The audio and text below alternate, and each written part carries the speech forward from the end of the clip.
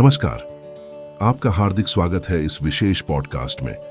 आज हम एक ऐसे विषय पर चर्चा करने जा रहे हैं जो न केवल रहस्यमयी है बल्कि हमारे जीवन और उसके बाद के सफर को भी गहराई से समझने का मार्ग दिखाता है। आज का विषय है मानव जीवन की सबसे कठिन सजा, गरुड़ पुराण के दृष्टिकोण से और इसके बाद मुक्ति का प्रश्न। गरुड़ पुराण, जो हिंदू धर्म के महापुराणों में से एक है, इसे मृत्यु, पुनर्जन्म और कर्म के फल का दर्पण कहा जाता है। इसमें जीवन के बाद आत्मा की यात्रा और उसके कर्मों के आधार पर मिलने वाले दंड या पुरस्कार का विस्तृत वर्णन मिलता है।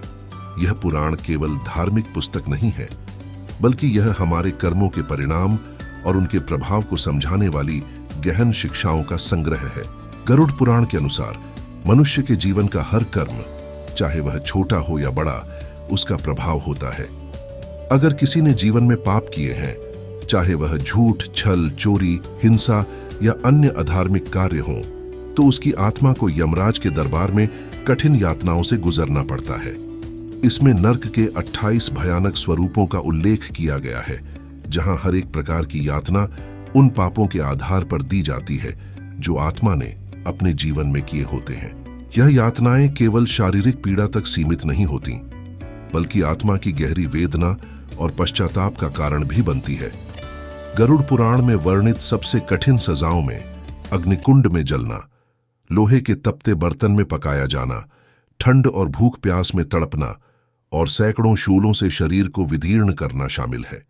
इन सजाओं का उद्देश्य आत्मा को उसके पापों का एहसास कराना और उसे सुधारने का अवसर देना है।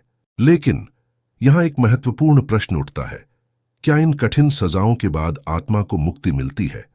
गरुड़ पुराण के अनुसार मुक्ति का मार्ग सजा के बाद भी संभव है, लेकिन यह उस आत्मा की चेतना और उसके द्वारा किए गए प्रायश्चित पर निर्भर करता है। यदि आत्मा अपने पापों को स्वीकार करती है, उनका प्रायश्चित करती है और ईश्वर के चरणों में समर्पण करती है, तो वह पुनर्जन्म के माध्यम से या सीधे मोक्ष की ओर बढ़ सकती है। यह पुराण हमें सिखाता है कि मानव जीवन का उद्देश्य केवल सांसारिक सुखों की प्राप्ति नहीं है, बल्कि आत्मा की शुद्धि और मोक्ष की ओर बढ़ना है। जीवन में किए गए हर कर्म का प्रभाव होता है और इसलिए हमें अपने कर्मों के प्रति सतर्क रहना चाहिए। हमारे विचार, शब्द और कार्य ऑल मिलकर हमारे भविष्य का निर्माण करते हैं। गरुड़ पुराण का उद्देश्य हमें डराना नहीं है, बल्कि यह हमें एक चेतावनी और शिक्षा देने का प्रयास करता है। यह हमें बताता है कि पाप और पुण्य का प्रभाव केवल इस जीवन तक सीमित नहीं है, बल्कि वे आत्मा के अगले जीवन या मृत्यु के बाद के सफर को भी प्रभावित करते हैं। यही कारण है कि मानव जीवन को कर्म भूमि कहा गया है। यह वह स्थान है जहां हम अपने कर्मों के माध्यम से अपनी आत्मा का उत्थान या पतन तय करते हैं। इससे एक और महत्वपूर्ण सीख मिलती है, पश्चाताप और प्रायश्चित का महत्व।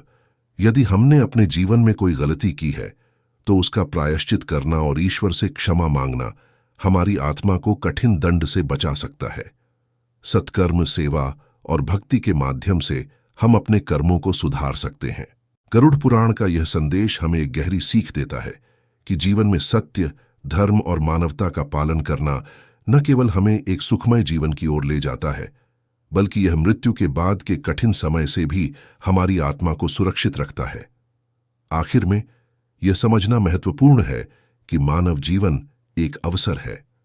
यह हमें अपने कर्मों के माध्यम से आत्मा को शुद्ध करने और ईश्वर से जुड़ने का मौका देता है। कठिन सजा के बाद मुक्ति संभव है, लेकिन उसके लिए हमें अभी से सतर्क होना होगा। सत्य के मार्ग पर चलना, दूसरों के प्रति करुणा रखना और अपने भीतर की आत्मा की आवाज सुनना ही हमें सही दिशा में ले जा सकता है। धन्यवाद। आपने इस गहन और विचारशील चर्चा में भाग लिया, इसके लिए मैं आपका आभार व्यक्त करता हूं।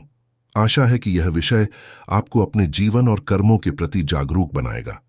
अगले एपिसोड में फिर मिलेंगे। तब तक के लिए धर्म और सत्य के मार्ग पर चलें और अपने जीवन को एक नई दृष्टि से देखें।